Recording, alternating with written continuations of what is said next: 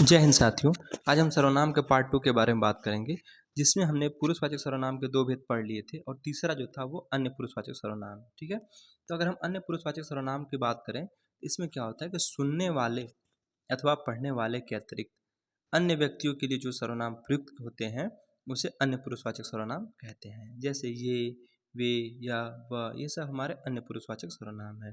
अच्छा, हम इसके कुछ एग्जाम्पल की बात करें तो जैसे देखिए, वे सब भी दौड़ रहे हैं। ठीक है, ये बहुत ही होनहार विद्यार्थी है।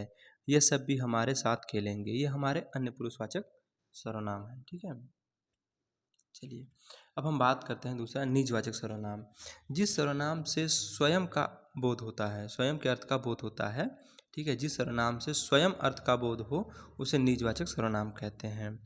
इसमें आप सर्वनाम का प्रयोग अपने लिए होता है। ठीक है, चलिए हम बात करते हैं इसके उदाहरण की।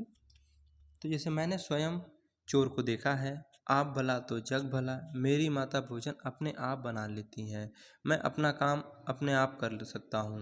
अर्थात जिसमें क्या है, स्वयं के लिए जो सर्वनाम प्रयुक्त किए जाते हैं वो हमारे निजवाचक सर्वनाम होते हैं। चलिए अब हम बात करते हैं तीसरा निश्चयवाचक सर्वनाम की। तो देखिए, जो सर्वनाम पास या दूर की किसी निश्चित वस्तु का बोध कराते हैं उन्हें निश्चयवाचक सर्वनाम कहते हैं। अच्छा, निश्चयवाचक सर्वनाम को ही हम संकेतवाचक सर्वनाम भी कहते हैं। ठीक है, जैसे इसमें हम बात करें एग्जाम्पल की, तो यह और वह, तो यह जो है ये पास की वस्तु के लिए और वह जो है दूर की वस्तु के लिए प्रयोग किया जाता है। चलिए इसके उदाहरण की बात करें तो जैसे यह उपयोगी साधन है। ठीक है, वह वहाँ खेल रहा है, वह मेरी पुस्तक है, वह बहुत बुरा है। अर्थात अगर हम देखें यहाँ पे तो हम संकेत कर रहे हैं किसी वस्तु की तरफ, ठीक है, या किसी व्यक्ति की तरफ, तो ये हमारे क्या है, संकेतवाचक सर्वनाम कहे जाते हैं। हम चौथे बात करें सर्वनाम की, तो चौथा है अनिश्चयवाचक सर्वनाम।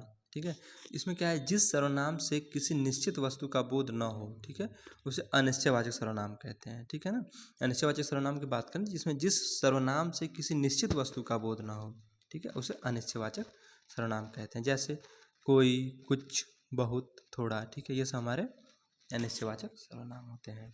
अच्छा, इसके उदाहरण की बात करें, जैसे कोई आ रहा है, कोई रो रहा है, कुछ दे दीजिए, तुम्हारे जैसे मैंने बहुत देखे हैं।